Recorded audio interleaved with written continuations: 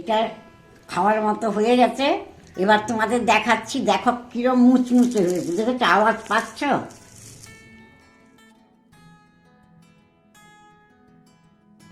সামনেই সরস্বতী পুজো চলে আসছে, আর সরস্বতী পুজোতে আমাদের বাড়িতে এই মুচমুচে ঝুরি আলু ভাজা হওয়া চাই চাই। এটা আমার ভীষণই ফেভারিট। খিচুড়ির সঙ্গে এটা না হলে ঠিক জমে না।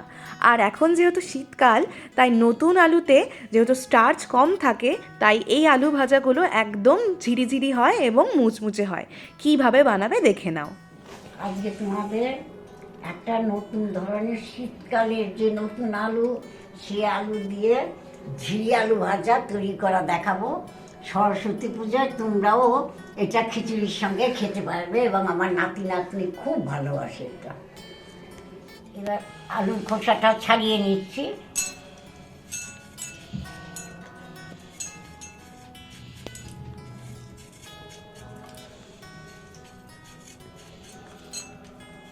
এবার আলুটা ঝিরি ঝিরি করে বটিতে কেটে নিচ্ছি। কেটে নিয়ে এই আলুটাকে মিনিট 10 নুন জলে ভিজিয়ে রাখবো। ওই জলের মধ্যে নুন দিয়েছি। তারপরে এটাকে এই যে কিচি কিচি করে দিলাম। এই দেখো,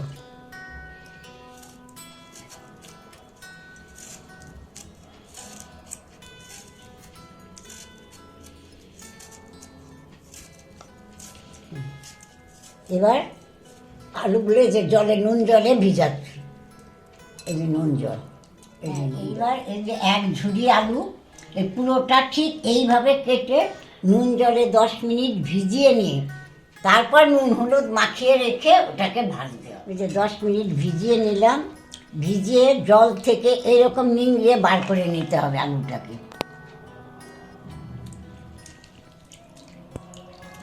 এই যে পুরো জলটাকে ছেঁকে বার করে নিচ্ছি।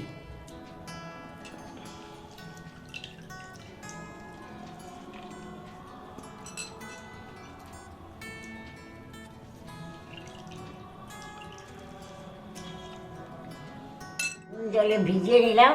যে আলুর যে একটা কষ থাকে, সেই কষটা বার করে নেয় নুনে। এবার এটাতে নুন হলুদ মাখাবো। মাখালাম, নুন হলুদ মাখিয়ে নিচ্ছি।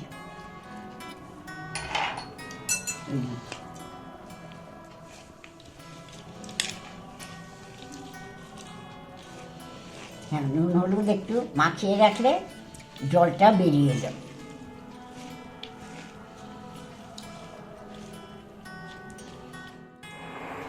এই যে তেল দিচ্ছি, এবার বেশ পরিমাণ মতো তেল দিতে হবে। নুন হলুদ মাখিয়ে রেখেছিলাম, এই যে জল বেরোলো। এবার জলটা হাতে এরকম নিংড়ে নিতে হবে, তারপর ফেলে দিতে হবে।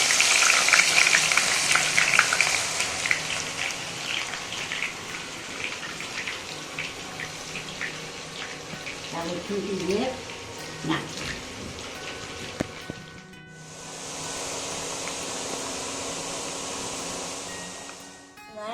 ছাঁকনি দিয়ে তুলে নাও।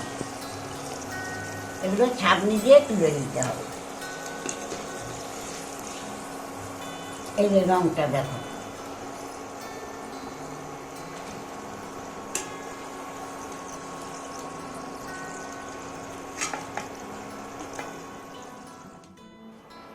এই যে এটা করে নিলাম। এই যে বাকিটা আবার তেলটা পরিমাণ মতো দিয়ে পরে ওই তেল অন্য কিছু রান্না করে নেবে।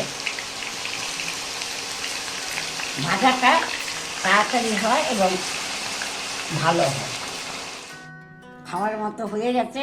এবার তোমাদের দেখাচ্ছি, দেখো কিরম মুচমুচে হয়েছে, দেখেছো আওয়াজ পাচ্ছ? দেখো, এবার নিজেরা ভাজাও খাও।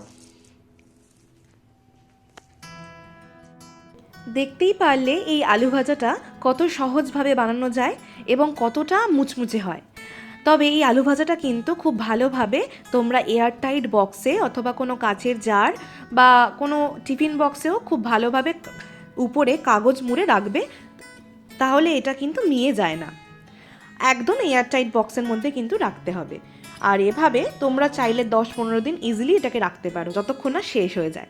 আমার বাড়িতে যখন হয় তখন তো 1-2 দিনের মধ্যেই শেষ হয়ে যায়, কারণ এতটাই মুচমুচে হয় আর এত টেস্টি হয় যে আমি আর লোভ সামলাতে পারি না।